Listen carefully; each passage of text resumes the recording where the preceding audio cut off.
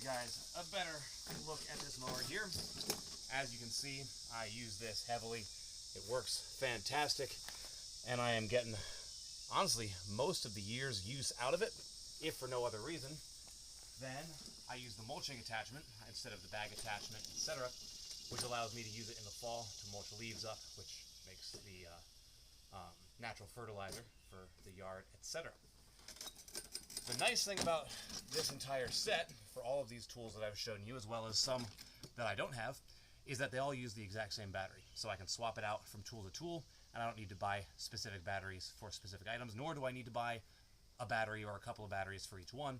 I can use the exact same battery or two for every piece of equipment that I want to use, which is awesome. I will show you now how the battery goes into the mower. Stay with me here. This is very complicated.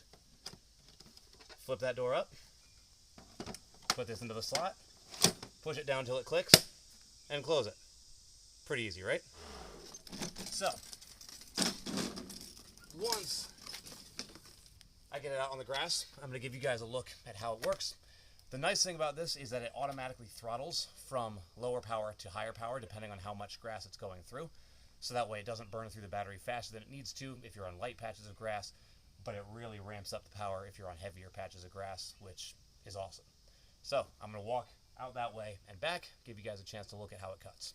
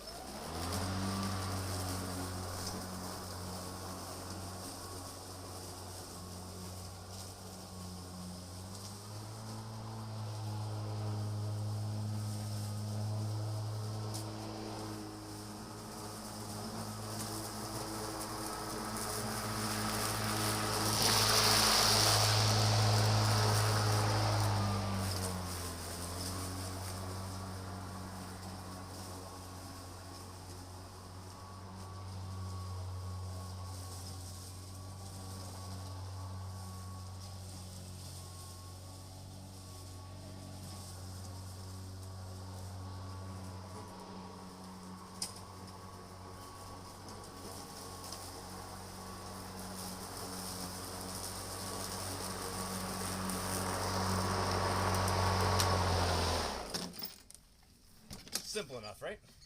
That'll give you a look at a couple of the stretches there. I just did, I think, about a 4-foot wide strip. Hopefully you guys can see that okay.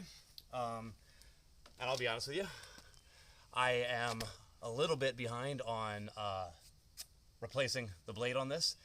And you can see it's still doing a fantastic job cutting the grass really beautifully.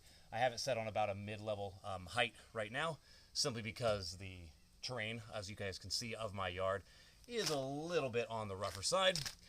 So I like to make sure that I have it up a little bit higher so it doesn't accidentally, hit any stumps or roots or, humps in the ground, anything along those lines.